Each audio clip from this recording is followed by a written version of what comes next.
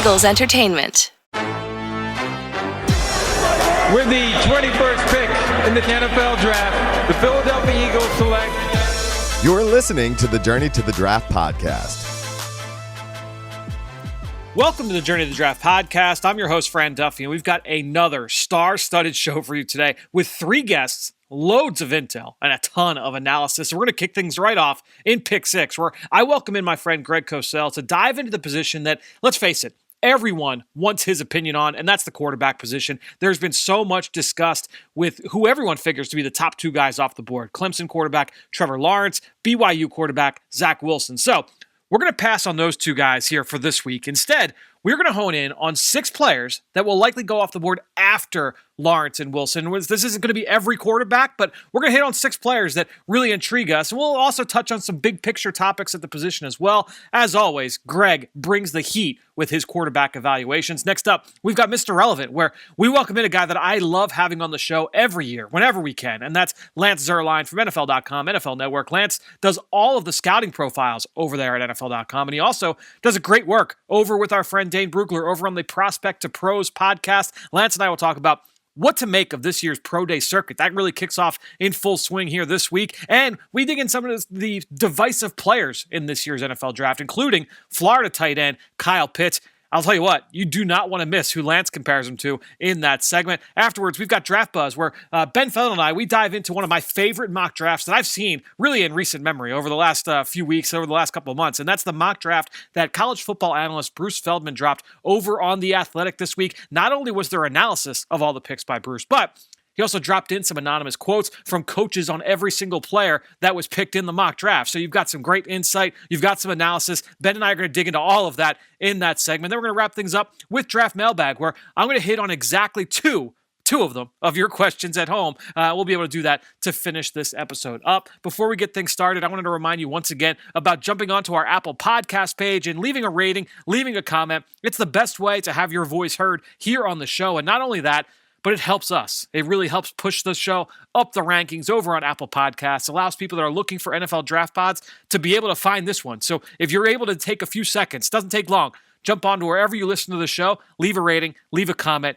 Consider it a huge favor for me. I really appreciate everybody that has done that recently. Before we get the show rolling, I wanted to also give you a little bit of a heads up on an episode of the Eagle Eye in the Sky podcast that dropped this week. I welcomed in former NFL defensive end Chris Long to the show, and this conversation was outstanding. Chris was awesome. There's no getting around it. We talked all about pass rushers and traits that matter at that position, stories from his playing days. Me talking about it here alone does not do it justice. Just trust me when I say that no matter which NFL team that you like, I think you'll get a ton out of that podcast. And I took a ton of notes. And if you're trying to evaluate college pass rushers, trying to project them to the NFL, or if you're scouting players currently in the NFL now, trying to get ready for free agency, you will learn a ton from that discussion with Chris Long. And you could find that over on the Eagle Eye in the Sky podcast, wherever podcasts can be found. All right, let's get this episode of the Journey to the Draft podcast rolling. We're going to start things off with Greg Cosell in Pick 6.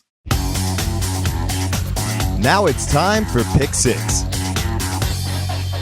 right, well, excited to talk about quarterbacks today as I welcome in my friend Greg Cosell here for Pick 6, once again on the Journey to the Draft podcast. Greg, you got to be excited to talk a little bit of quarterbacks here today. Yeah, and I think from what you told me, we're not going to do the main 2 guys, which, Lawrence and Wilson, which I guess everybody's talked about. We've talked about. So we'll do some other guys. Yeah, that's the plan. And I think, there's been so much talked about with Lawrence and with Zach Wilson, both guys very, very talented. And I think that there is still a lot of debate left, especially with Zach Wilson. But I wanted to hit on a handful of other guys here that, maybe most people would say are in those next couple of tiers. And I guess we'll start with Ohio State quarterback Justin Fields. When you look at Fields, you watch him on film. I know you watched him last summer. So I think you've watched most of his throws at this point as a collegiate starter. What have you seen from him? What are his strengths? What are his weaknesses? How do you feel he best translates to the NFL? Yeah, he's going to be an interesting guy because I think he'll be polarizing, not just in draft rooms, but I think in terms of this draft process as people like you and I talk about him based on our tape study of him. And just so people understand, that's all we're talking about. We didn't meet Justin Fields. We don't know him personally. This is all tape study. I think it's clear that he's a higher level traits prospect. He's got a very good arm. He's got a well put together body. He's got really strong movement traits. I think that when you get beyond that, there's certain things that you would like to see that you don't see on the tape as often as you would like. And I would say that one is recognition. I don't think he consistently sees the field really well. I think he's a little deliberate. And the term, as you know, that I always use is elimination and isolation, not processing. I think he's a little deliberate in eliminating where not to go with the ball and then isolating where he should go with the football. So I think those are two things that I think the film shows. But there's no question he can drive the ball with velocity. He's got a big, thick, athletic body. The running element could camouflage and compensate for early in his career some of the nuances and the details, the discipline craft elements of the position. So he is a very good prospect, but I think you have to understand that there probably are some things that need to be worked through. So when it comes to the mental processing aspect of that, when you're talking about his ability to eliminate and isolate, I think it's important for our listener. Like, number one, what does that look like when you're saying that? What does that look like on film? And then the second part is, what does that mean for his ability to translate? Because there are certainly examples where you see, here's an example of him against Clemson, where he goes from 1 to 2, and you see him make that throw late in the progression. But you're talking like overall over the course, the large sample, that was not consistent. So what needs to happen for him to be able to reach that next level with his future NFL team? And you make a great point, because obviously you do see examples where he does it. It's not as if he never, and anytime we're talking about, it's not as if someone never does it or always does it, because nothing's 100%. Yep. So I think what I try to do anyway, is when I watch an offense and a quarterback in particular, what I try to do is get a feel. And for some teams I do, because the same teams put out quarterbacks every year, but I try to get a feel for the route concepts and combinations. Because once you get a feel for those, then you get an understanding of where the ball should go versus a particular coverage. So to use an example from the NFL, so people maybe can visualize this, is there's a flood concept, a 3-level stretch concept. And if you're getting cover 3, a zone concept with single high, you pretty much know that they'd really like to make that intermediate throw on the outbreaking route based on how that route concept is designed versus cover 3. So you try to get a feel for those kinds of things when you watch college tape. Oh, here's their route concepts and combinations. Oh, they're getting cover 3. This is where the ball needs to go. And you can see that clearly on the tape. So you try to get a feel for that. And my guess is you and I develop a pretty good feel for that. So then there's a timing to when the ball should come out based on what I just said. And I thought sometimes Fields was a little too deliberate in recognizing when the ball should come out within the structure of the pass game concepts versus specific coverages. Man is easier, because man is, hey, I like throwing it to Chris Olave against this guy. I'm throwing it there. I'm throwing it to Garrett Wilson against this guy. That's easier. There's less of an elimination and isolation element to facing what is clearly pre-snap man coverage. And the other part of that, in terms of just being able to make that jump to the NFL, seeing how a guy can either, because at the end of the day, I think a lot of us in this, look, if you go back a decade, we would say, oh, this guy needs to sit a year, or this guy needs to sit year 2. But in the landscape of today's league, that's not going to happen. Very rarely happens. We very rarely see a guy sit for the majority of his first year. So knowing that Justin Fields will likely see the field as a rookie, what are some of the things that need to be present in that scheme in order for that to be hidden, for that not to come to the forefront? Like, for instance, let's say one popular team he's being mocked to is the Atlanta Falcons. So if Arthur Smith, heavy run game, play action, if he tries to replicate that model he had in Tennessee, that can kind of make it a little bit more defined for the quarterback, right? And kind of lead him to not necessarily have to make those 1 to 2 to 3 full field reads. Yeah, there's multiple ways to try to help the quarterback. And of course, what we're speaking about is normal down and distance situations. Obviously, when it's 3rd and 9, the defense theoretically has the tactical advantage. Although when you have a movement quarterback like Fields, that also does limit some of the options defensively, as you and I both know, because teams may not be as willing to play man coverage against a quarterback that can run. But I think with someone like Fields, what you're trying to do, there's multiple ways to do that. You can do it by lining up in base personnel, knowing that, hey, you're going to get more than likely a single high look coverage. Yep. Or depending on your opponent, you might get a quarters look, but then you know that, and you know how you can attack it. Yep. You could also do it by spreading the field, because the one thing you and I both know is if you truly spread the field, let's say you decide to go empty or you motion to empty, very often the defense has to declare their intentions. They're trying to do this less and less, but sometimes it's hard, but they have to declare their intentions before the snap of the ball, and that gives the quarterback an easier read. You can also do it by how you line up. This is where, for instance, a tight end who can line up as your boundary X on the backside of trips is very helpful, because that really helps define pre-snap how the defense is going to play coverage. So there's multiple ways in which you can try to help your quarterback if you feel that he's not quite there yet as far as his overall understanding of your pass game concepts versus different defensive looks. Yeah, and I wanted to kind of like set that up, because I think that, we're going to hear some similar kinds of things with some of these other quarterbacks we'll talk about today. And I think it's important for the listeners to know, like, all right, just because a guy struggles in this area doesn't mean he's not going to find a way to have success early in the NFL. Yeah. These are just the things that the coaching staff and the player are going to have to overcome early. And you just outlined a handful of ways, a bunch of tools in the toolbox that teams can have in order to try and the design run game. Yeah, no question. Like that. The design run game really is important. And I think that's something that you could kind of incorporate that with Trey Lance as well. We saw that during his time at North Dakota State. What did you see from Trey Lance when you studied him back in 2019, his only year as a starter full-time?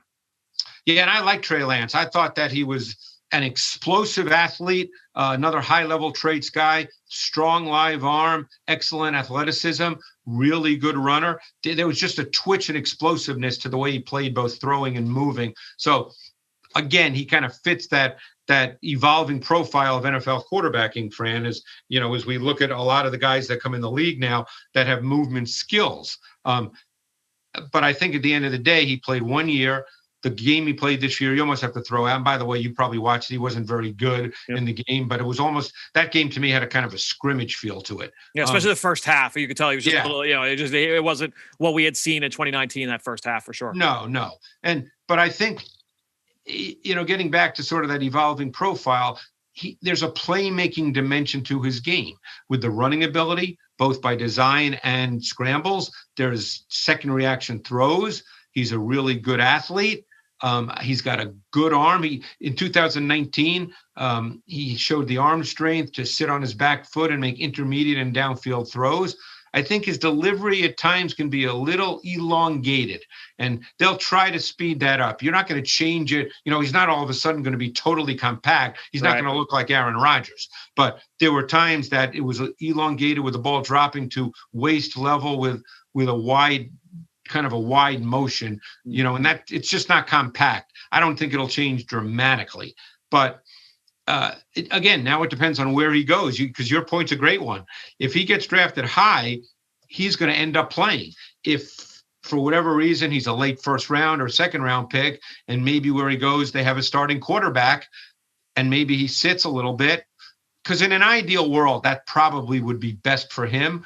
But at the end of the day, you and I both know that the quarterbacks that have movement ability, they can camouflage some of their sort of learning curve issues as they play because of the running aspect. Yeah, and the other part of the Trey Lance discussion that does come up, and you listen to a guy that's does a great job of what he does. Quincy Avery is his trainer, and he's gone on multiple podcasts and has talked about what Trey was given on a week-to-week basis. We had heard this, obviously we had heard this with Carson Wentz, but we heard it with Easton Stick when Easton Stick was coming out, and we hear it now with Trey Lance. Is that he is given so much from a preparation standpoint throughout the week, and has a very heavy hand in terms of how he's involved with setting protections before the snap and adjusting to what the defense is showing. He's given a lot from a mental standpoint that not a lot of quarterbacks are given, especially from certain systems. So I guess number one, what's your reaction when you hear that? And number two, what does that mean in terms of how fast he could develop? Because we're talking about a young kid.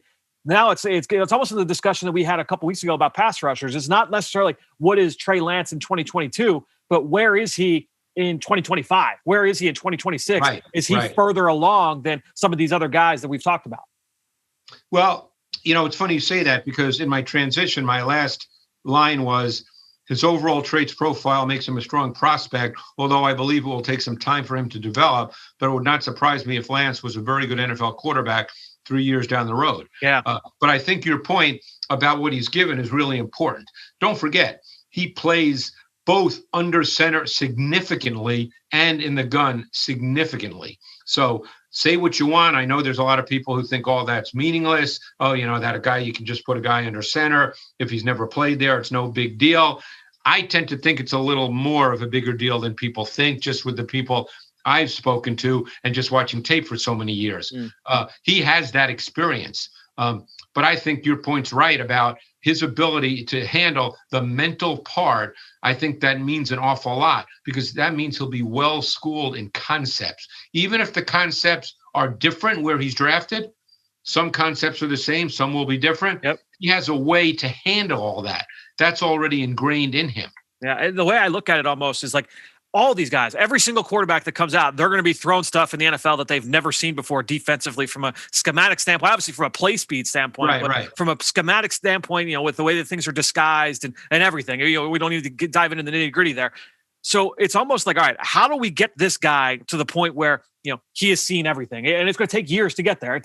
Phillip Rivers, Drew Brees, those guys weren't Phillip Rivers and Drew Brees in year 2, year 3 of their career. It takes time to get there. So I guess from a mental side, and all these guys are different, but from a mental side, hey, if this guy was given this at a young age, maybe he can reach that point a little bit faster than somebody who has not been given that responsibility. And by the way, just because it takes time doesn't mean a guy can't have success early. Yeah, right. Exactly. I mean, it's not a black and white issue where it's either, you know everything and you can play, or you don't know a lot and therefore you can't play. Right. And a lot of people think that if you say it takes time, that means, oh, you're just saying, you're copping out. Well, no, that's what coaches will tell you. Yeah. Coaches will tell you in an ideal world. And again, it doesn't mean a guy can't have success, but they will tell you in an ideal world, it takes 2 years to fully learn your offense and everything that goes with it. Yep. And it takes 2 years, theoretically, in addition, so 4 years total, to truly learn everything defensively that's going on in the league. And again, that doesn't mean you can't play. It just means that it takes time and there's things that you won't know. And by the way, coaches know that, and there might be some things they don't call or they don't ask you to do. Yeah, I think it's a really fascinating topic when you're looking at, at that position. And it's what makes it so difficult to project especially for us on the outside. Now, right. We're going to do 6 players. We've done 2 already. Trey Lance operated a very highly schemed offense in 2019. One of my favorite offenses to study overall. That North Dakota State offense, really fun. Mac Jones, the next guy we're going to study, here we're talking about, he also executed a very highly schemed offense at a very high level this past year for Alabama. What did you see from Mac Jones? How do you feel he projects to the league? Well, I think there's a lot of positives with Mac Jones. He's got a really good sense of anticipation and timing. He had a feel for manipulating safeties. He showed enough pocket movement. He's certainly not quick-footed, but he showed enough pocket movement. I thought he had a very good feel for zone coverage and to throw into windows. He was really quick with his elimination and isolation, which I think does come from the scheme as well, but you still have to execute it. I thought he threw the deep ball very well. He was an aggressive thrower, which I always think is important. The times that he did have to stand and deliver, I thought he did. He took some shots and threw the football. I think he saw the field extremely well. To me, they're the big question with Mac Jones. There are a couple.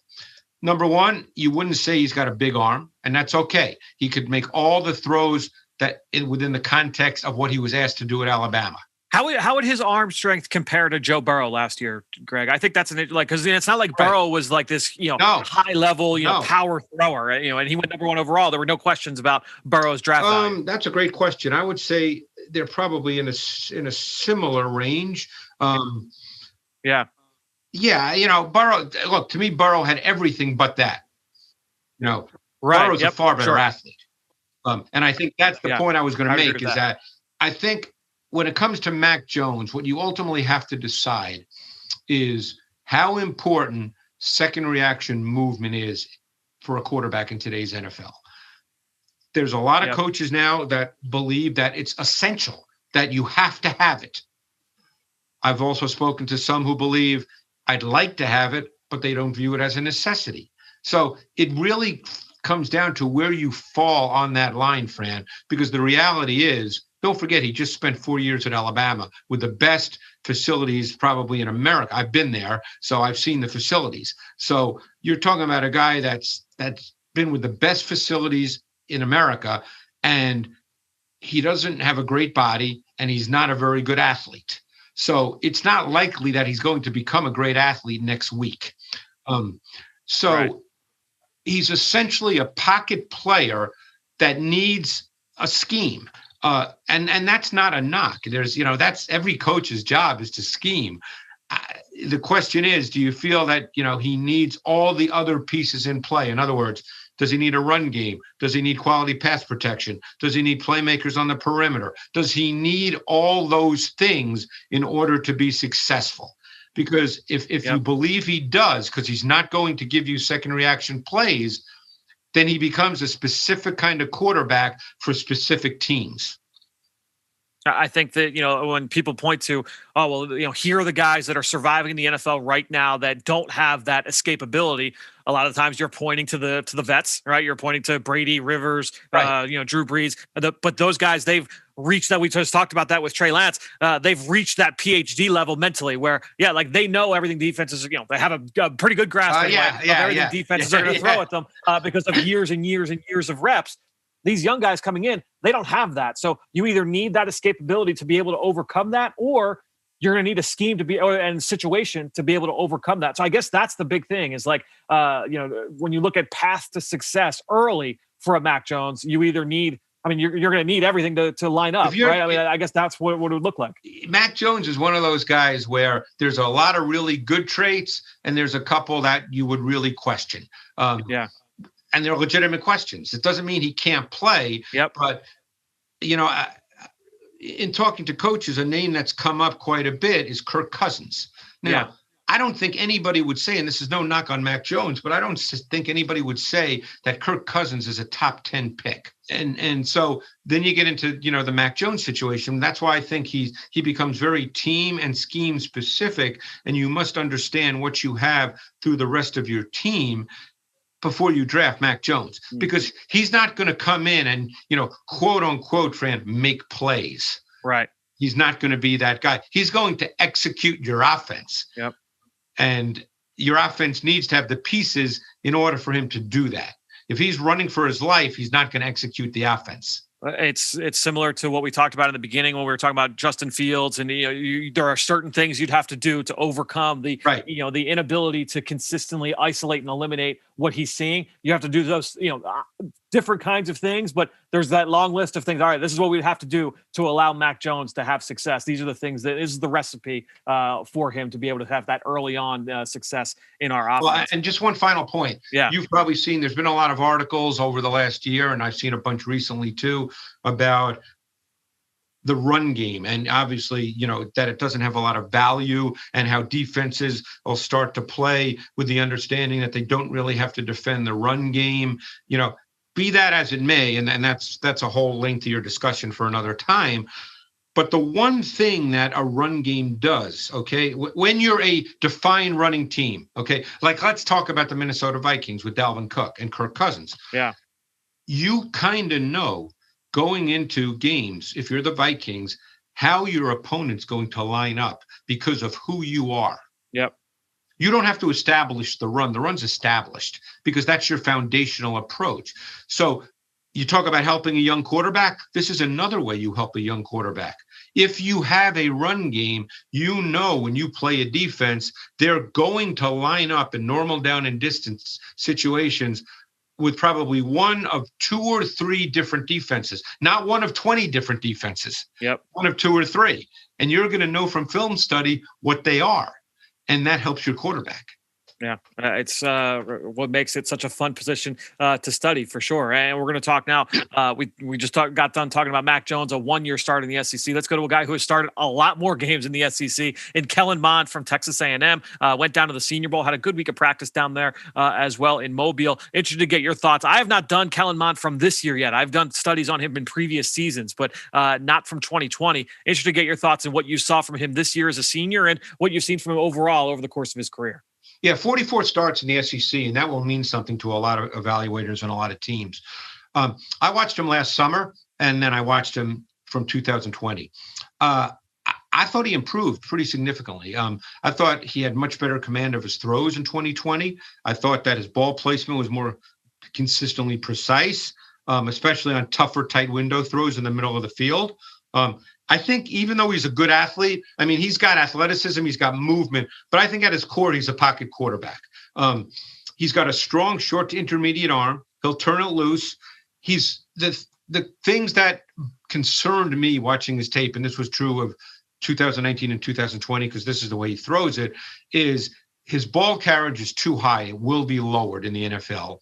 And when I say ball carriage, I mean where he holds the ball, Fran, on his drop and his set. Right. And what that results in is upper body stiffness and a very tight throwing motion, because you don't have a wide range of motion when the ball is literally right underneath your chin.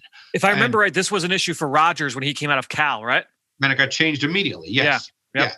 So that'll be changed. Yep. But because of where he held it in college, he could the deeper balls kind of lost energy. He couldn't really drive it because he was so tight as a thrower.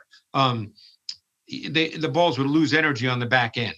And because of the way he dropped back with that ball position, he's kind of had a robotic and mechanical feel to his game a bit. But I think, like I said, that he's a good athlete, and I think he can give you the run game dimension. But I think he's another one of those quarterbacks that, again, I hate to be cliched, but you know what I mean. Hopefully the audience does.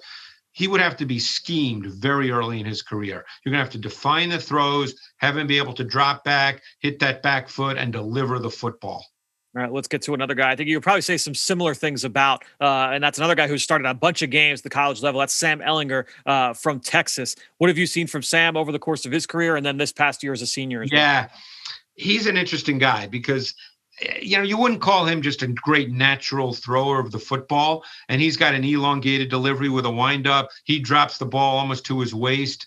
That leads him to push the ball at times. So he's not really a natural thrower or a dry velocity thrower. We'll see how that, plays out as when he gets to the NFL.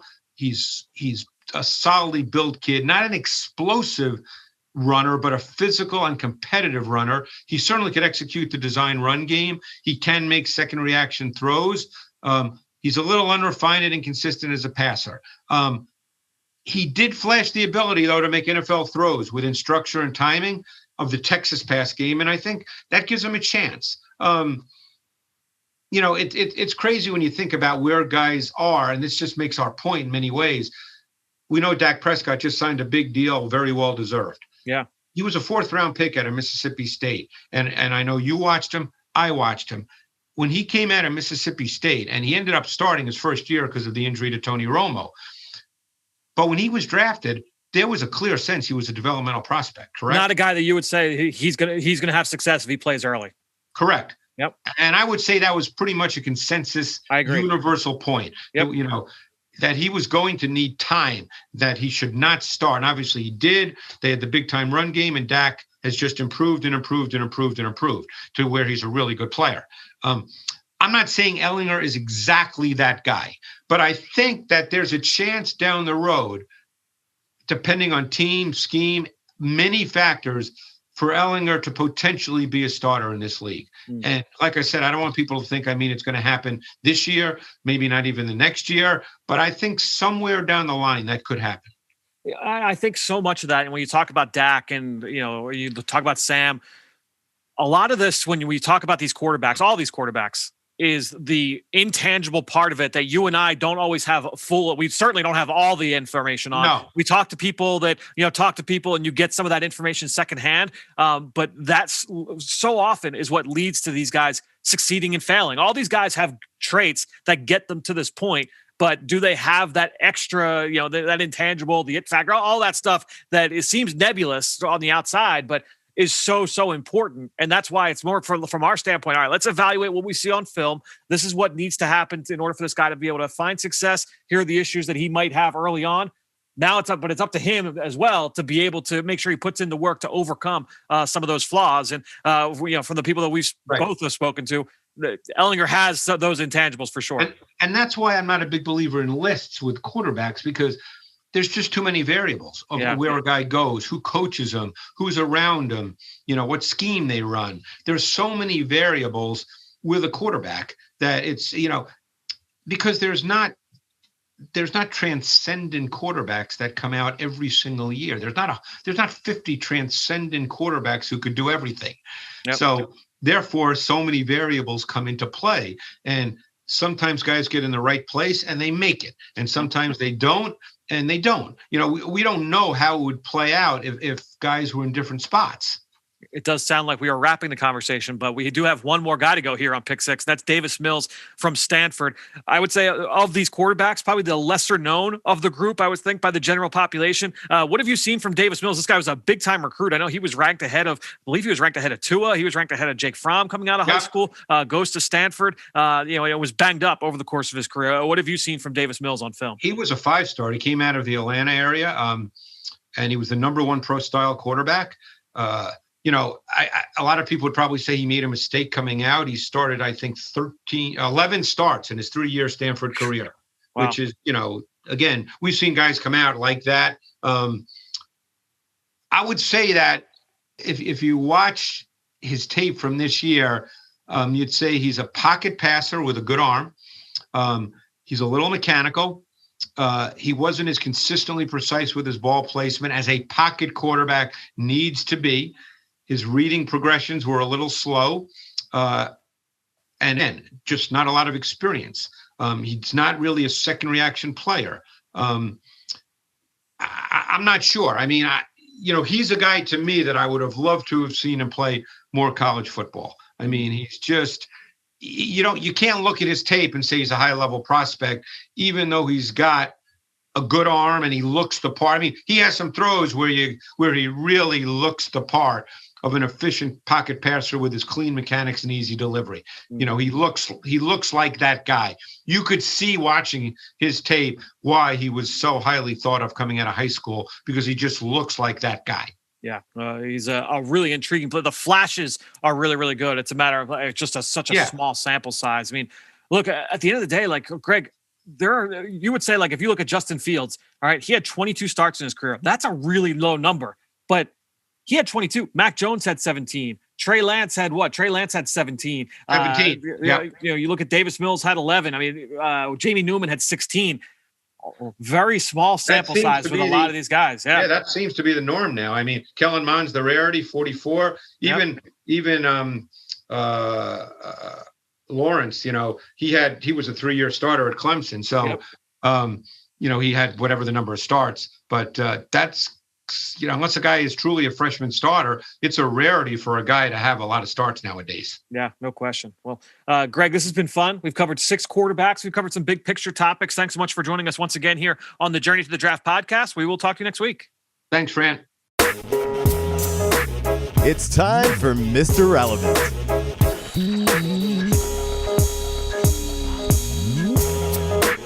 Well, excited to welcome here to the Journey to the Draft podcast a guy that's been on the show numerous times over the years, and that's Lance Zierlein from NFL Network, NFL.com. Really appreciate you, Lance, once again for joining us on the show. That's good to be here, as it is every year. A lot of times it's like on camera in Mobile, Alabama, on the field after a practice, but it's a different year. But I think we'll be back to normal next year. Yeah, that's the hope for sure. So, Lance, I want to ask you, obviously we're getting into the pro day circuit now. We've had some pro day workouts this week. On Tuesday, Northwestern was getting after it. We saw Quinn Miners up at Wisconsin Whitewater. Today, it's Wednesday. We've got Arkansas. We've got Wisconsin. So we've got the pro day circuit going. It's a little bit unique set of circumstances. But over the last couple of weeks, we also have had these little kind of mini combines in these pro days at the training centers as well. So I've got a 2-pronged question for you to kind of kick things off here. Number one, from your standpoint as an analyst, as an evaluator, how do you handle this for your work with what you do over at NFL.com? And then B, how do you feel teams are going to handle this? So with who you've talked to from around the NFL, how do you feel they're going to handle just the unique situation when it comes to not just the regular pro days, but also the times, the reports that they're going to get from these training centers as well? Well, it's tough. I've known that Milton Williams, for example, defensive tackle from Louisiana Tech, kind of a defensive end type. I knew he was going to blow it up. I mean, I'd heard about his training at Exos, and he was going to have a big test, and he did. And I tweeted about it and mentioned the results. And, I don't really know how you can fudge the bench press. I mean, there's some reps that might not count or whatever, but you can't really fudge the vertical, the broad jump. Mark Dominic was there, former general manager, conducting it along with the former director scouting from the I believe he's a scouting director with the Carolina Panthers. His name slips my mind, but so they had NFL caliber people. Exos understands that credibility is a big deal, but I had a couple of NFL people just reach out and say, we're going to wait until he works out at the pro day where we have our own people there, our own watches, our own stop clocks, stopwatches, et cetera, et cetera. Sure. So I think, for me, it's curious for me. Last year we saw absolutely outlandish speed times from people when it was a bunch of YouTube. And I felt bad for the players who didn't get to have actual pro days. This year with pro days, NFL teams are basically saying, look, do it at your pro days and it will matter more to us than if you do it at a facility that happens to be training you. Because, in their opinion, it benefits the facility, and it's hard to get around this. It benefits the facility if the guys they're training do exceptionally well. Now, that doesn't invalidate some of the workouts that are happening there. So what I do is I try to, I'm curious about height, weight.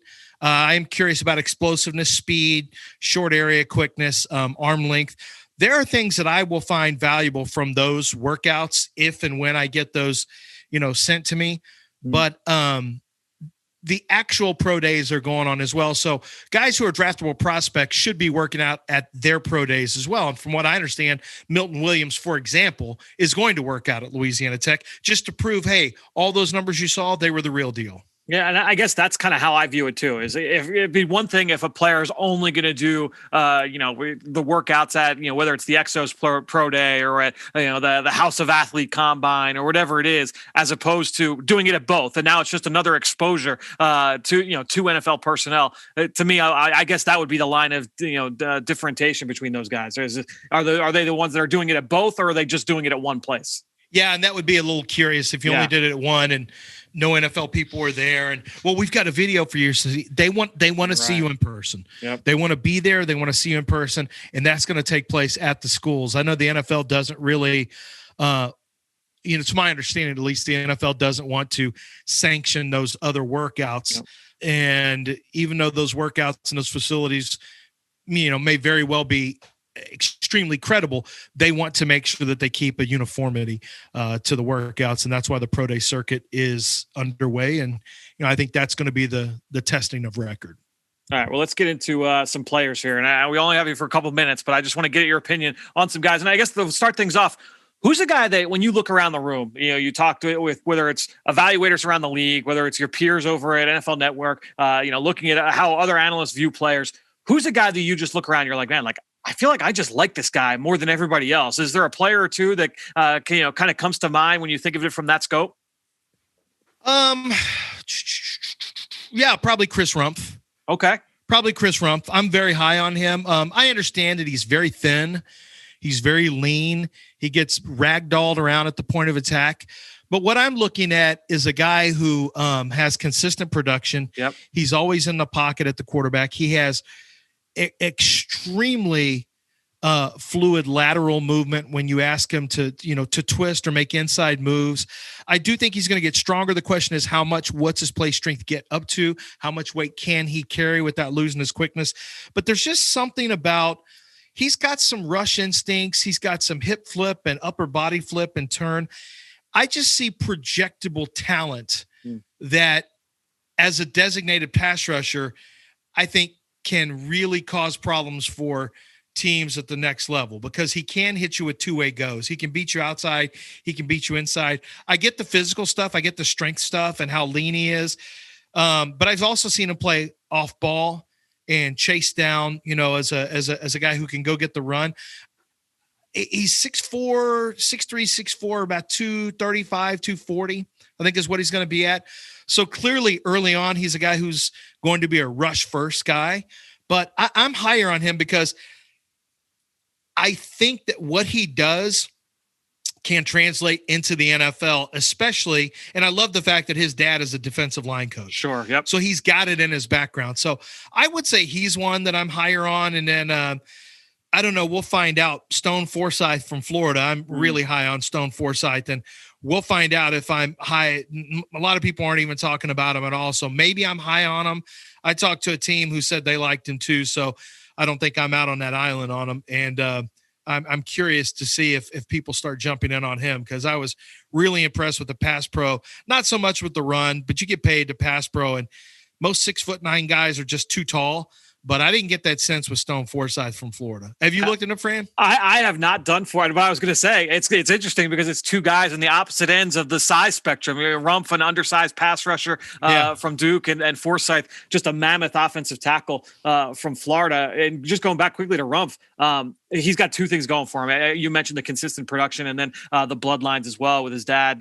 Kind of been able to coach him up over the course of his career. I haven't done Forsythe though. I had talked to a staffer back in the summer, and he had given me a heads up on Forsythe and said, like, hey, like, this is a guy just to watch. They had some guys in that program that they were really high on coming into the year, and I don't think anybody quite matched those benchmarks in terms of what the preconceived notions were, but definitely said that he was a guy to watch. I just haven't gotten to him yet.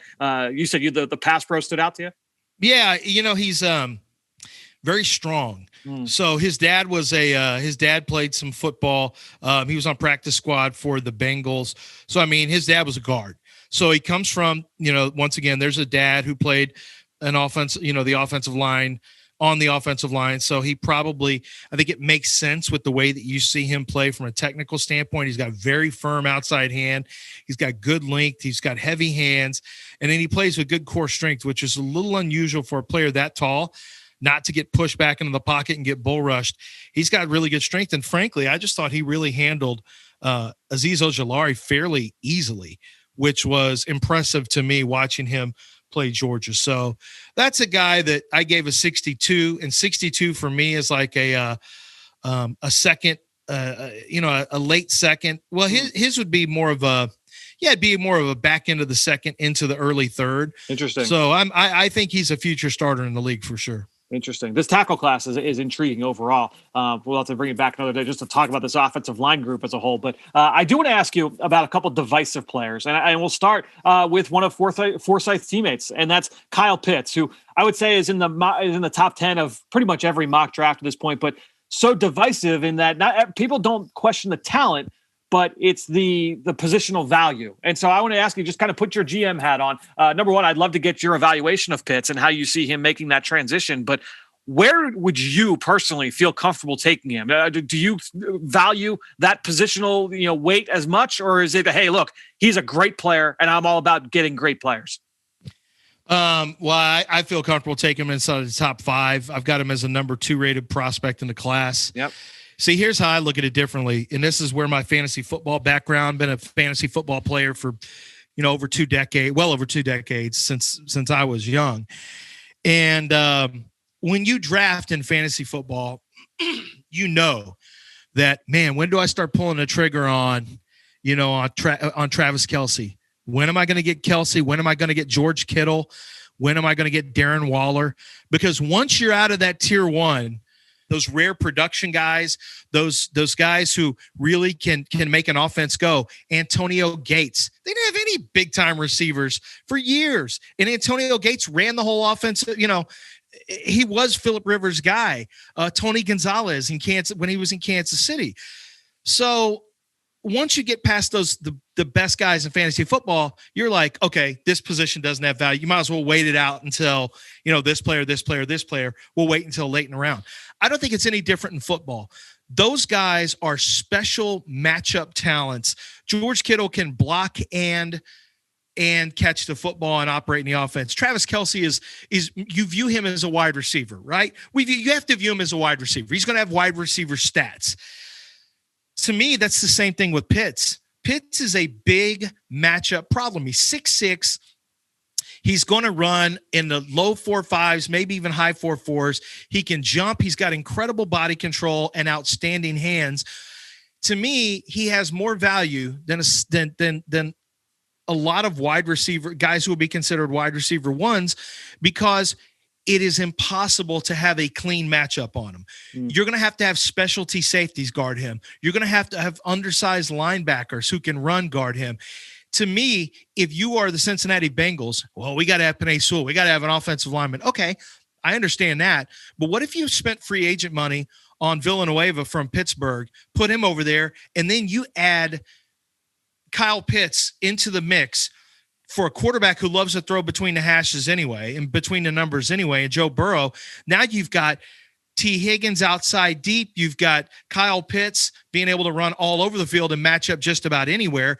You've got Boyd, who can do a lot of different things for you. You got Joe Mixon. Like, that makes that offense unbelievably potent, and you can address – and you've now put a better than a Band-Aid on the offensive line position. I just think Pitts is such an unbelievable matchup issue that you draft him as a wide receiver. You're not drafting him as a tight end because he's not going to be a standard tight end anyway. You draft him as a matchup wide receiver, and that's my comp on him is somewhere between Darren Waller and Megatron. And the Megatron thing is because you couldn't really find a matchup for Megatron. It was too tough. And that's what caused nightmares for defense coordinators. I think Pitts causes the same nightmares. If you screw this up or if you don't have a guy to match up with them, then you're going to have to alter your whole defense just to keep him from killing you if a team understands how to use him. I feel like, the word generational gets thrown around with so many prospects. I mean, Trevor Lawrence, generational, Chase Young, generational, even though Myles Garrett was a couple years before. I feel like Kyle Pitts is truly that's generational. Like, that's the guy that's the unicorn. I agree with you because generational. Now, I will say I can't really come up with a comp on Trevor Lawrence. Let me know if you can come up with a good comp. It's very, very hard if you want to start with height, weight, speed. It's immediately incredibly difficult. Yep. But I agree with you. I think generational traits is Trevor Lawrence. I think the generational player is Pitts because of the position he plays, what he offers from a matchup standpoint, and his rare physical traits that will potentially overwhelm defenses and cause them to match up differently against him. So, I think he's got a chance to be generational. I really does. Or I wouldn't throw a name like Megatron out there as a comp. Yeah, it's useless to compare him to, TJ Hawkinson and other tight ends that have gone in the first round. It's not the same discussion.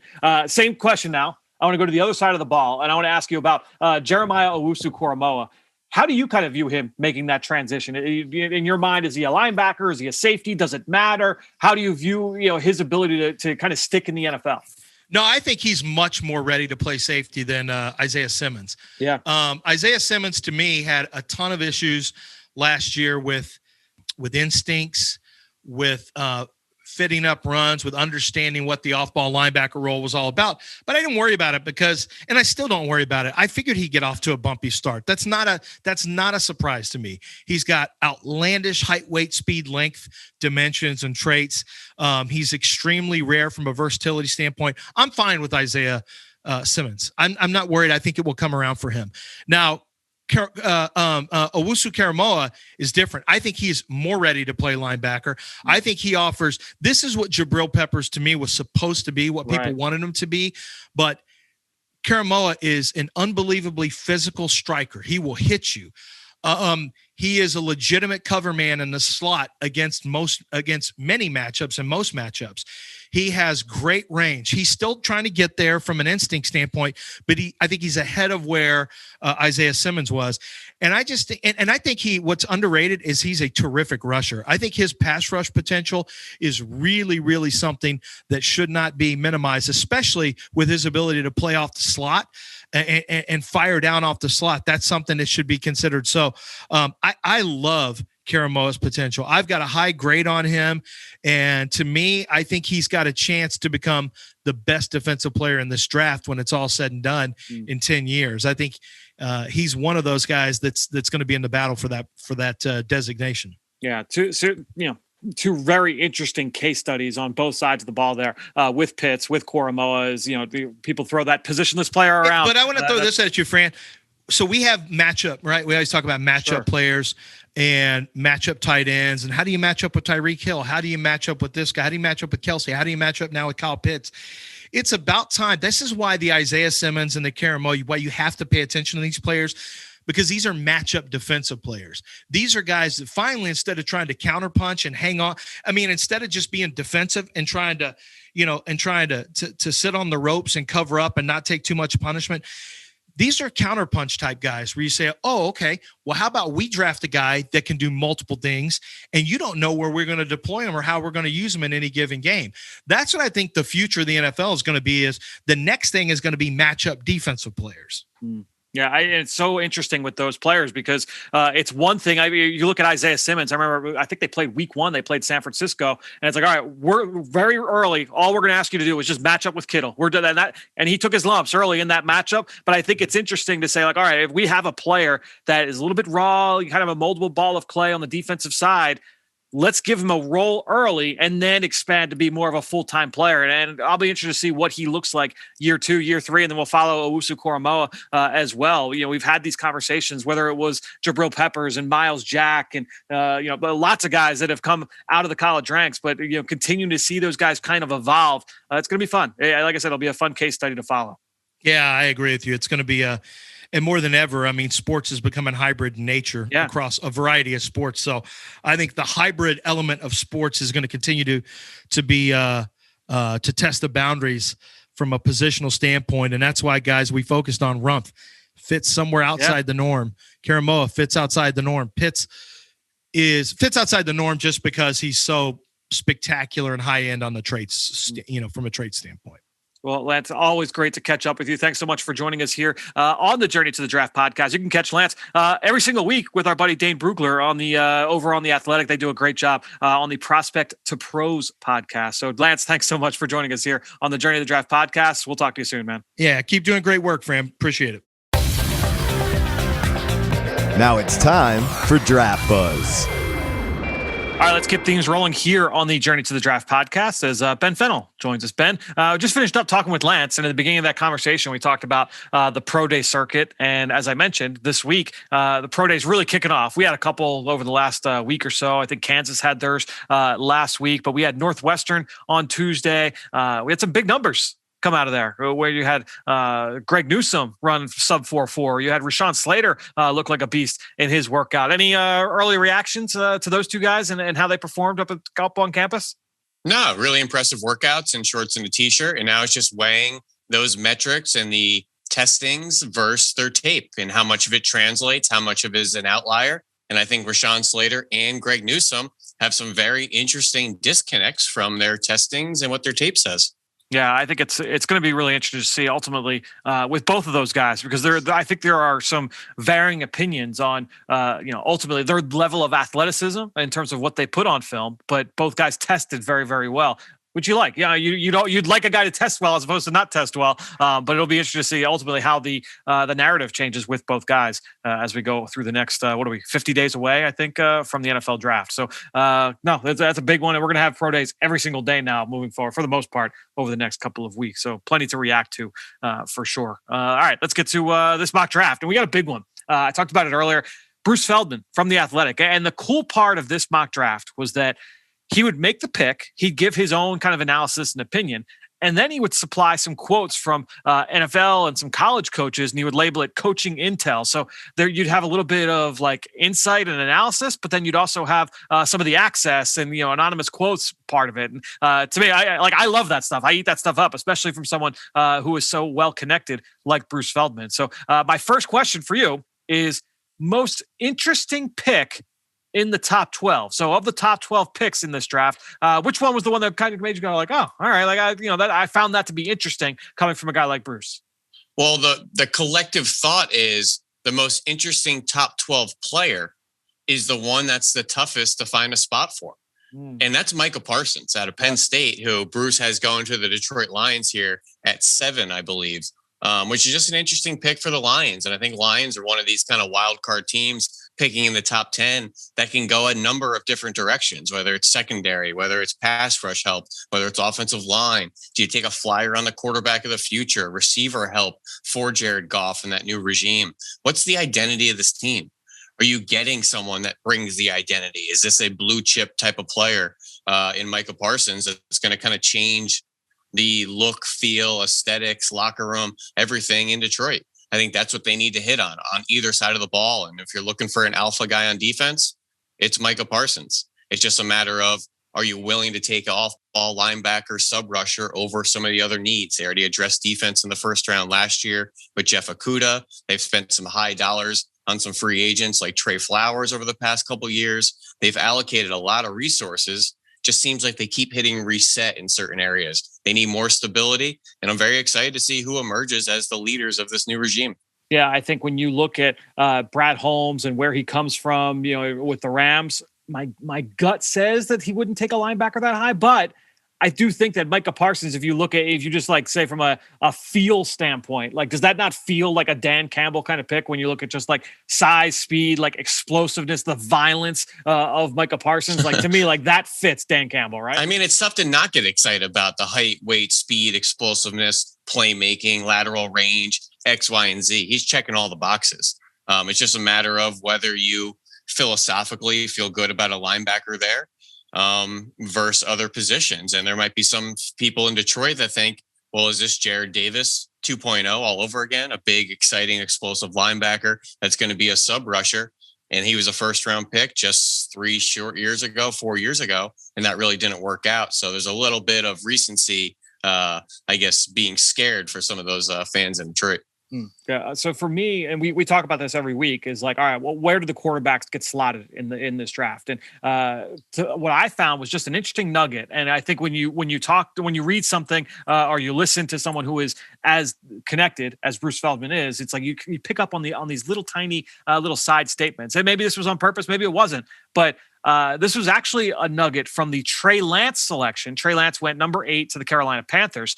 But he said, I don't think Atlanta passes on Justin Fields. Mentioned that but he did say that if the Falcons did pass on Justin Fields, that he thought that the Ohio State quarterback would end up there in Carolina. So, again, just trying to connect dots and trying to figure out, like, all right, well, where are the matches here? What are the things that make sense? And it's just kind of interesting that, again, someone as tied in as Bruce to say, like, hey, I don't think he makes it past Atlanta, talking about Justin Fields. And if he does, Carolina's the floor. And, trying to figure out where are these quarterbacks going to go, I think that kind of makes some sense, no? No, absolutely. And seeing 4 quarterbacks go in those top 8 picks is certainly how it's trending. Might end up being 4 in the top 5 when it's all said and done. Carolina may be one of those teams that feels like they're in no man's land and have to leapfrog, Philly and Detroit and some of those teams in front that may be threatening quarterback selections there in the middle of the top 10. So Carolina's certainly looking for that quarterback of the future, whether it's Trey Lance or Justin Fields or maybe one of the other guys. I'm just excited for kind of a new face of that franchise.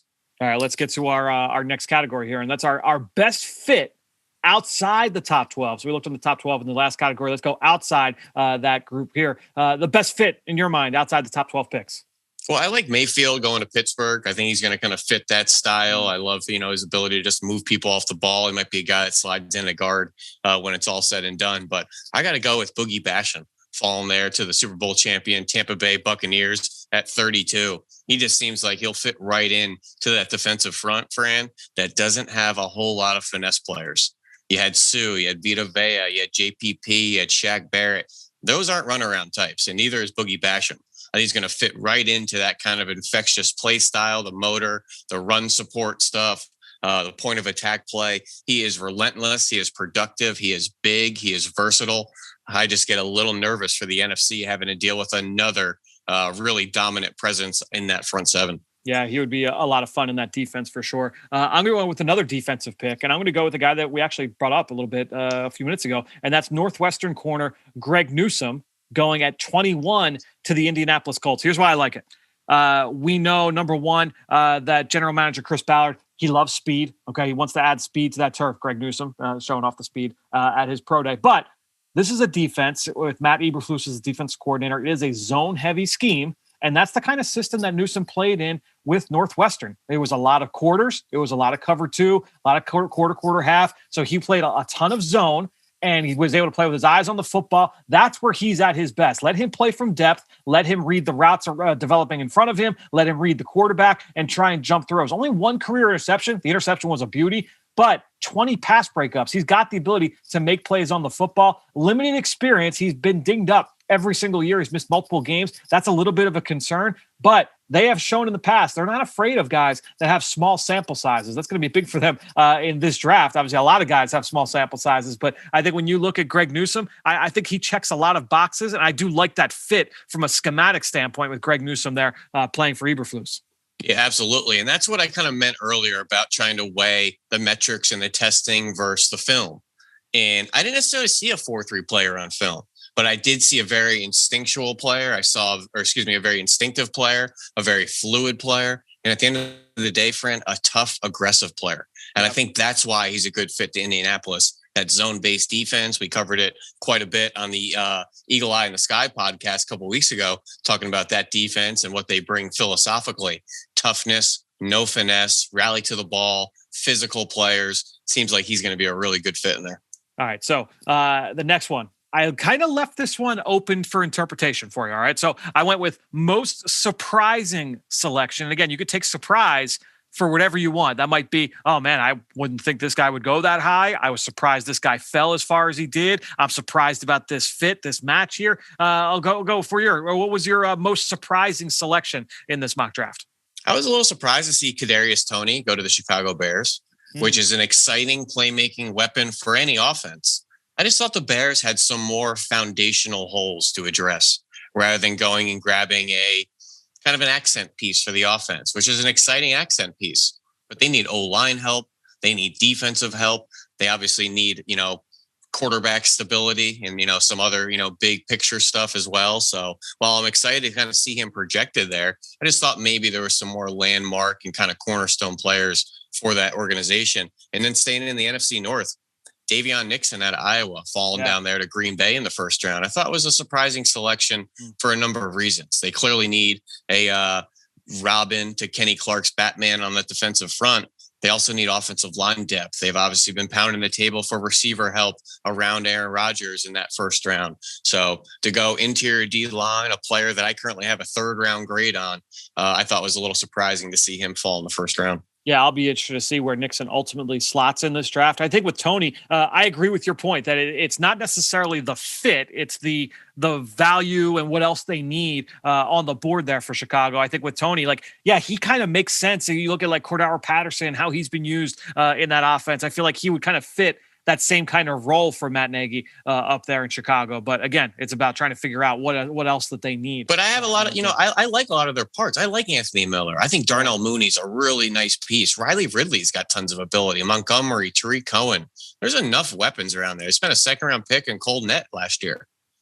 Do they have enough juice in the basement of this offense? Is the offensive line good enough? Yeah. Those types of foundational positions that I just get a little bit worried about, that if you don't keep putting oil into the tank there, you're going to stall out eventually.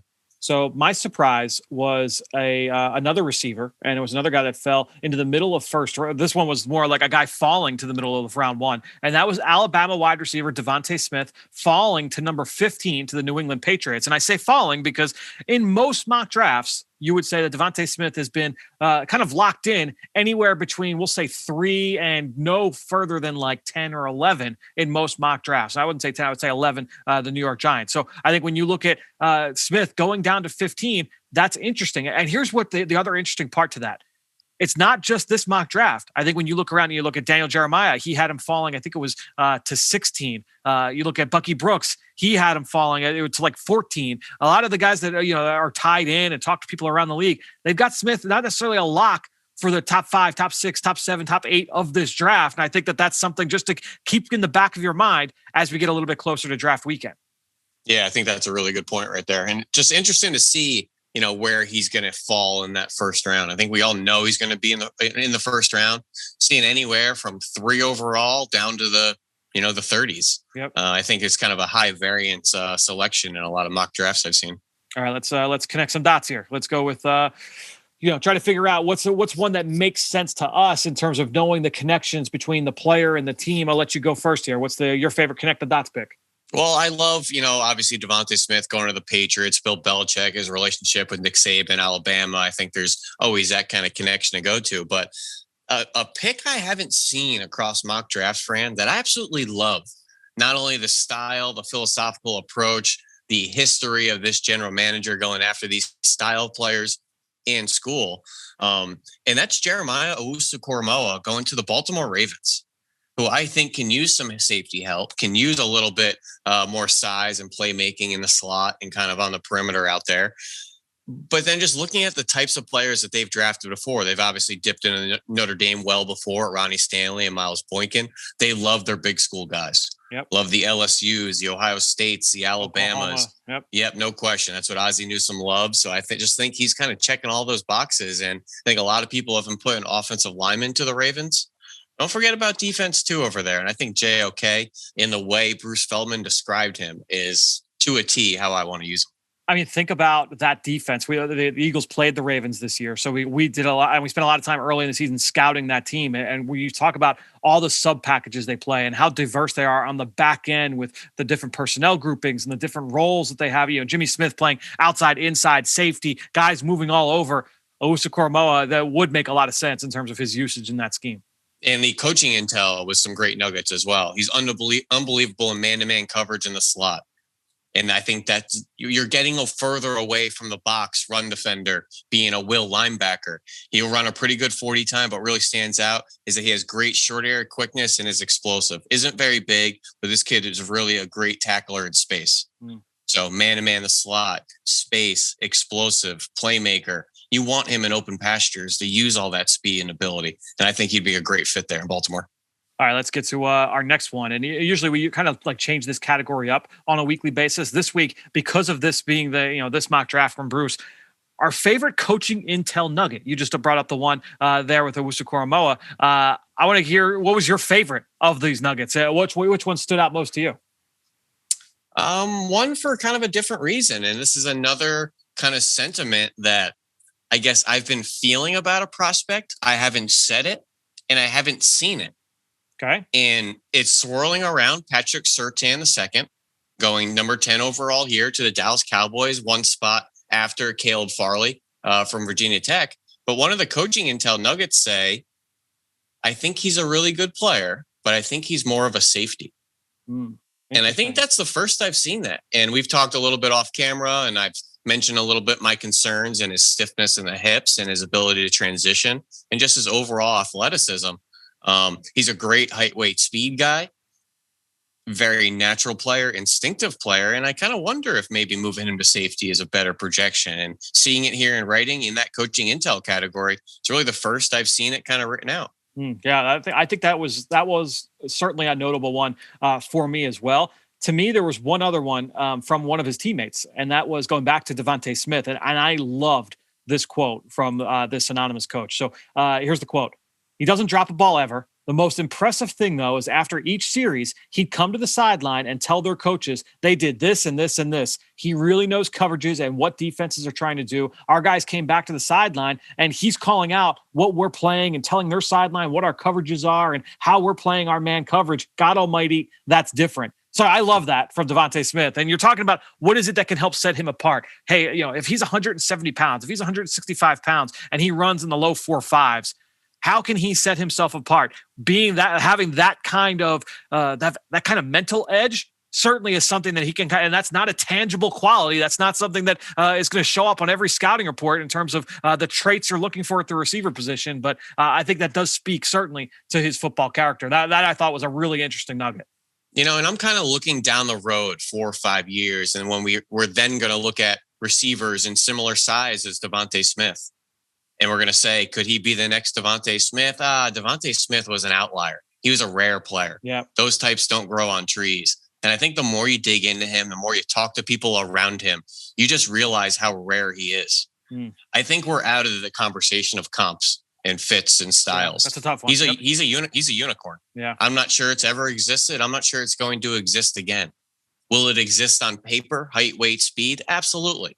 He's 5'10", 175 pounds. Those guys are all over college football. But what he's bringing from a mental makeup, off the field, on the field, production, every level of the defense, he is a rare breed. And this is just another element to, his ability as a prospect. So, dude, I agree 100% with everything you just said. And I think it's interesting that you can go two ways with that, right? Because you could look at that and say, oh, that's what makes him special. He's the unicorn. He is the rarity. He is the blueprint, right?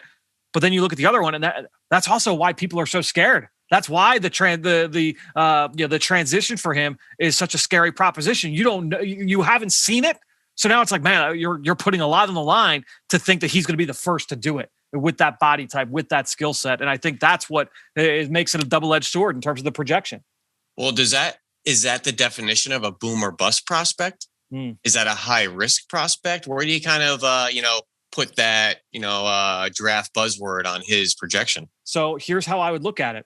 Is he a high floor guy? High floor. No, 100%. He is a high floor player, and it's a matter of what is the ceiling. I think that's the question with Devonta Smith, and that's the conversation everybody's having. I don't think anybody looks at him and says, yeah, he's not going to be a starting receiver in the NFL. I feel like everybody looks at him and says he could be a starting receiver. It's a matter of the quality of starting receiver that we're talking about.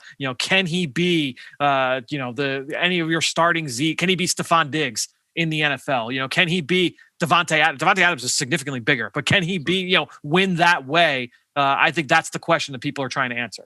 And when we're talking high floor prospects, before we move on here to analyze the Eagles pick, how about both running backs, Najee Harris and Travis Etienne, going in the first round of his mock draft? Yep. Two guys with tons of experience, tons of production, high level experience, high level production, veteran players, veteran presence on and off the field, tons of touchdowns, good in the run in the pass game, and a draft with so many boom or bust projections. So many guys with limited tape. So many guys are trying to figure out who they are off the field, trying to get close to them.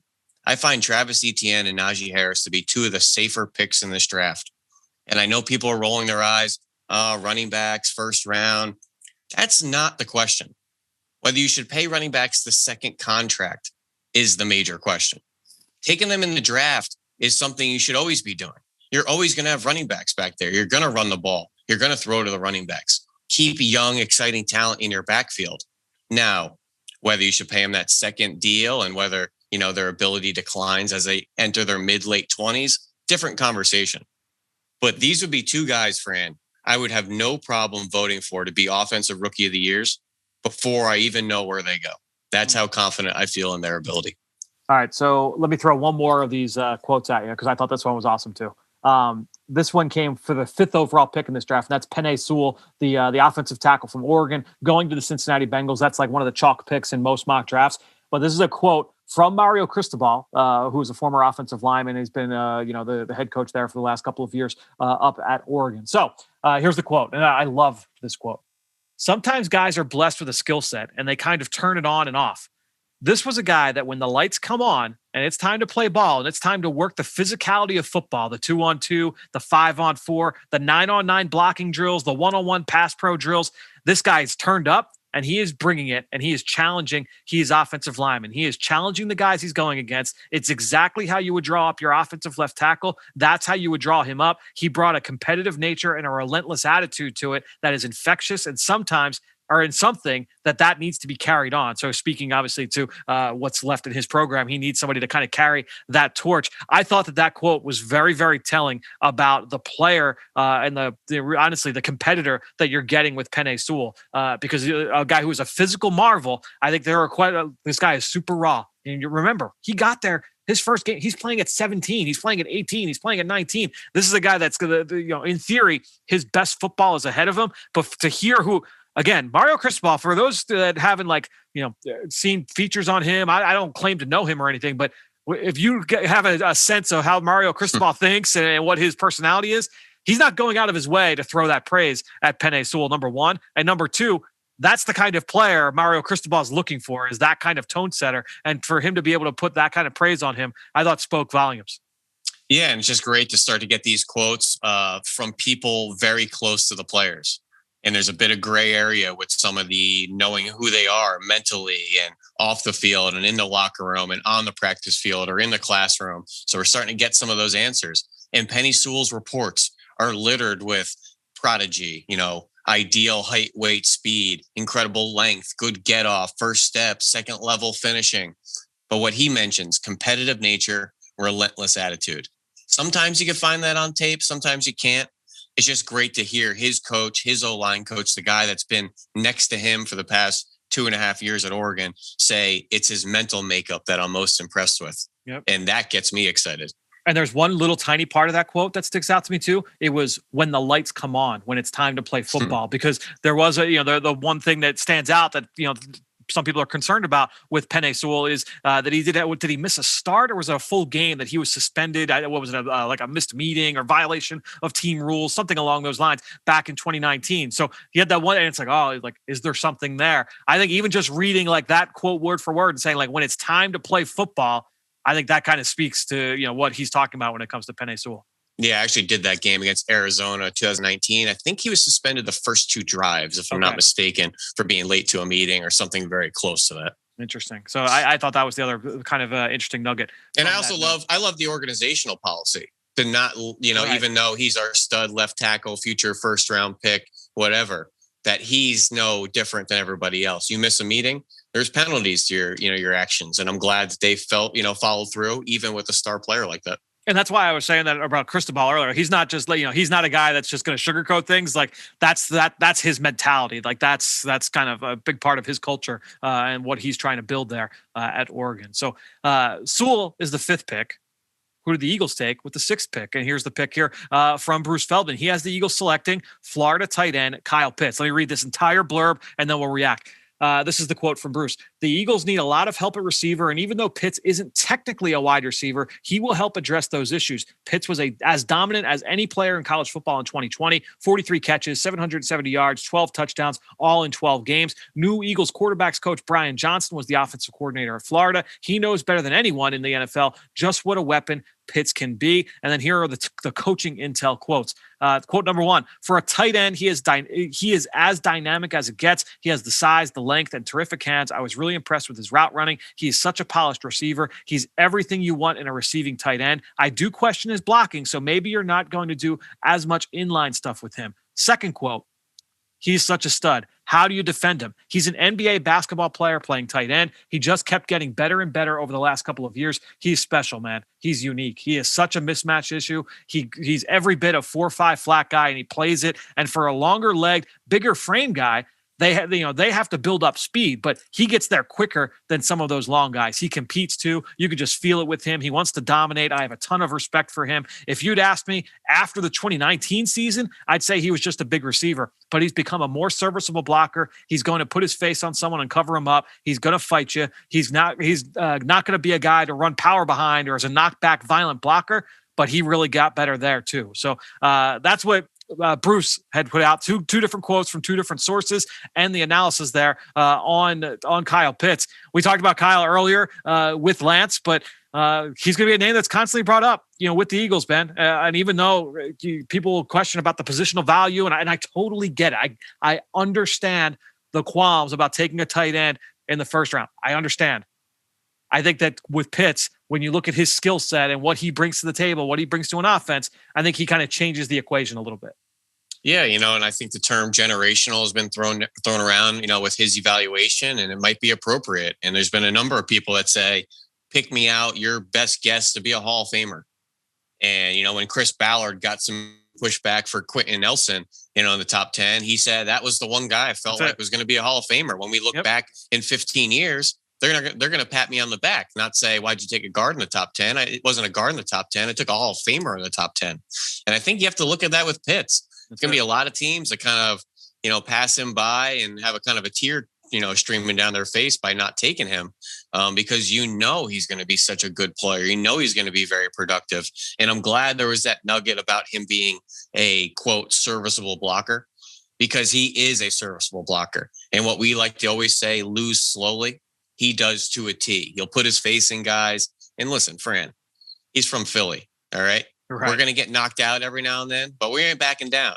And he's the type of guy that on tape, he never backed down. He lost. He got knocked out at times, but he never backed down. I could always work with a guy like that. So I just love his edge, his intensity, and I think he'd be a great fit to come back home here to Philadelphia. Well, you just got to cue the Rocky quote. It's not how hard you get hit, it's how hard you get hit to keep moving. We're not going to go down. And listen, some SEC ends worked him. And there are some dudes in the SEC. And listen, we know what he does well and what he struggles with. And but he gives you great effort. And that's what you ask for in that tight end room, especially here in Philadelphia. In the past, whether it was Brent Selleck, Zach Ertz, Dallas Goedert, the effort, the intensity, the willingness to do it will get you on the field and get you play time. And you and I had a conversation over on the Eagle Eye in the Sky podcast. Was that last week where we studied Travis Kelce? And, I think it's important to just bring up, and this will be the last point for me when in talking with Kyle Pitts, whoever ends up with him, it's not just, oh, he's a mismatch against linebackers and safeties. It's not just that. Oh, it's not just he's bigger than corners. It's also what he does for your entire offense. He is the truth serum player that when you flex him out wide as an X receiver on his own on the backside of trips, now you see how the defense lines up. That gives your quarterback information. That allows him to be able to make good decisions with the football and be efficient as a passer. It allows you to, kind of force the issue from a personnel standpoint defensively, because, most teams are not going to line up in dime personnel against 11 personnel offense. So, if you've got 3 receivers on the field and Kyle Pitts, you're not going to get dime. You're going to get nickel. And so, yeah, you might get a favorable matchup with Pitts, but if not, you're going to get favorable matchup elsewhere. Everybody's going to defend him differently, and you're going to try and find some of those matchups, not just for him, but for everybody. And that's why we talked about that when it came to Travis Kelce, and I think you have that same discussion with Kyle Pitts. Yeah, absolutely. I'm so excited to see him in a 12 personnel offense and just line up in a variety of formations. And 4 different weeks, you may see 4 different ways to defend him, whether they think it could be a safety, whether they think it has to be a nickel because he's so dominant, whether they think it has to be a linebacker to try to beat him up, or maybe some specialized skill set guy that just follows him around the field. I think you'll get so many different ways on how to stop him, as you've seen in the SEC. I mean, he's bested some of the top corners we've been talking about, like J.C. Horns of the world and Kelvin Josephs and those guys. So a guy that's proven to win against different types of defenses too. Absolutely. So that's that mock draft. Go check it out on The Athletic. If you haven't already, it's an awesome read. It's a little bit long, but it's a fun one. Make sure you go check that out over on The Athletic. Ben, we'll be back early next week. We'll be talking offensive line, I think, on Monday afternoon for a Tuesday morning show right here on the Journey to the Draft podcast. Now it's time to hear from you, the fans, in the Draft Mailbag. Great stuff there from Ben, who we'll be talking with early next week. We're going to be doing our interior offensive line preview, he, myself, and Dane Brugler. So make sure you tune into that early next week. All right, so I said earlier, best way to throw us your support, jump onto Apple Podcasts, leave us a question, leave us a rating. I want to give a shout out to a couple people who did that. Lions fan left a 5-star review saying, excellent podcast for draft content for fans of all teams. Lions fan, appreciate the support. Thanks so much for leaving that rating. And that is our goal, is to produce content not just for Eagles fans, but for fans of every NFL team. BW Webb checking in, 5-star review, saying great podcast. Thanks so much to BW. And then one more here, CMart923 leaving a 5-star review saying, hi, Fran. I love the coverage and the segments going position by position, especially as the rest of the NFL world finally shifts towards draft season as well. I have another Draft Network mock draft with the Eagles trading down from 6 to 12 with the 49ers to pick up a 2 and a 3 and a couple of other late round trades as well to pick up some more capital. Let me know what you think. So here's Chris's mock draft. Round 1, 12 overall. He picks Florida tight end Kyle Pitts. We talked about Pitts earlier in the show with Lance. I've already kind of said my piece on Pitts. I think he's a dynamic player. I think he's a blue chip prospect, a unicorn at the tight end position. So acquiring him, definitely an exciting proposition. So Kyle Pitts there at number 12. Let's go to the next one. Round 2, 2 selections here. Richie Grant, the safety from Central Florida, and Landon Dickerson later in round 2, the center from Alabama. I think when you look at Richie Grant, you're looking at a high floor safety. I think he's probably the most well-rounded of these top safeties. I think he checks a lot of boxes there. He's not the best athlete. He's not the biggest. He's not the strongest. He's not the fastest, but he's the most instinctive in my book. And also, he gives you that versatility to be able to do a lot of different things. He can line up in the slot a little bit. He can play deep. He can come down and be natural down close to the line of scrimmage as well. I think that his instincts fit really, really well, especially in a zone-heavy scheme where he can line up in a couple of different spots and be effective. And he's aces off the field as well. And then you go to Landon Dickerson, who kind of the same deal when you talk about him off the field. He's one of those lightning rod players, very, very highly respected by both buildings that he's been in because he was a Florida State transfer, started there. He has played every single spot along the offensive line in his career. He's not the prototypical, undersized offensive lineman who's playing at center. There was a quote, I think it was in Bruce Feldman's mock draft, actually, that we talked about last segment, where they described Landon as he looks like a right tackle playing at center, and he's got that ability to move people off the ball. He is a nasty, tough blocker. He's always looking to finish, but the medical history is a doozy, and that would be why he would fall this late in the draft. Let's go to round 3. 3 picks here. Jabril Cox, linebacker from LSU, Paulson Adebo, the corner from Stanford, and Kenneth Gainwell, the running back from Memphis. So you've got 2 opt-out players there in Adebo and Gainwell, and then you've got a senior who transferred up from North Dakota State, where he was extremely productive, and then went to LSU this year. That's Jabril Cox. I think when you look at Cox, very athletic, one of the more athletic linebackers in this class, and he's a really instinctive coverage player. He could do lots of different things from that standpoint. I thought he showed off some blitzing chops down in Mobile as well. I thought he was maybe one of the better blitzers when he was down there in terms of his ability to be effective in those one-on-one drills. What you worry about with Cox is just his ability to be effective playing through contact, playing in traffic, having to find his way to the football in the run game. That's going to be the area where he has to prove himself once he gets to the NFL. He can hang in coverage. There's no question about that. Whether it's man, zone, he could do lots of different things there. He's got some size to him, so he can match up and do those kinds of things against tight ends. He's just got to prove that he can play in order to be a full-time 3-down player. He's got to prove that he can play in traffic through contact consistently down after down after down. So that would be the task there for Jabril Cox. You look at Paulson Adebo, middle of round 3, you're looking at a player that was very, very productive over the course of his career. The flashes are very, very good. I'm interested to see how he times at his pro day. I think he's going to test a little bit better than people expect. But he is an instinctive player with good ball skills. And to me, when I look at corners that have size, instincts, toughness, ball skills, that you're checking a lot of boxes there. So we'll see ultimately how he tests. I am interested to see what that looks like. Some people do question his athleticism, but if he can do what Greg Newsome did, right, where I watch Greg Newsome and I don't quite see 4.38 on film, but when he puts that on there, if that's on the resume, that's on the draft card. So I'm interested to see what Adebo times in at in round 3. Feel pretty good about that. And then Gainwell, I love Kenneth Gainwell. Like a big fan of what he can do. I think he's got the ability to be a 3-down back. He can be dynamic. All 3 levels of the game as a pass catcher out of the backfield, but also a physical downhill runner. He's competitive. He can make people miss. He's a really fun player. Only a 1-year starter. He was a redshirt freshman last year. So very, very young player, high school quarterback, actually from Yazoo City, Mississippi, same hometown as Eagles defensive tackle Fletcher Cox. So Gainwell, I think the arrow is pointing up there on that player. Let's now go to day 3. We've got a couple of 5th-round picks here. 2 Senior Bowl players. Shaka Tony, the pass rusher from Penn State. Shi Smith, the wide receiver from South Carolina. Shaka Tony, undersized pass rusher, and you got to figure out what you're going to do with him. He's a 230-pound, very undersized.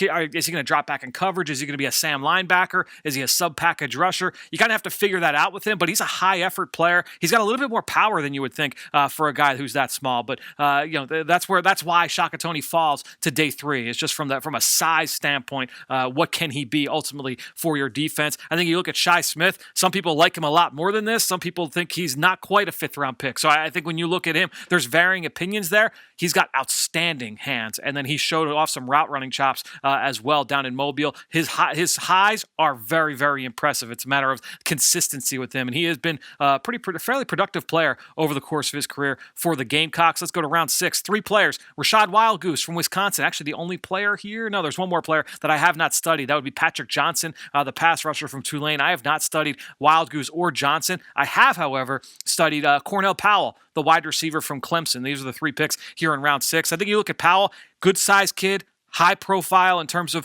his character and his toughness and his work ethic, all of those things.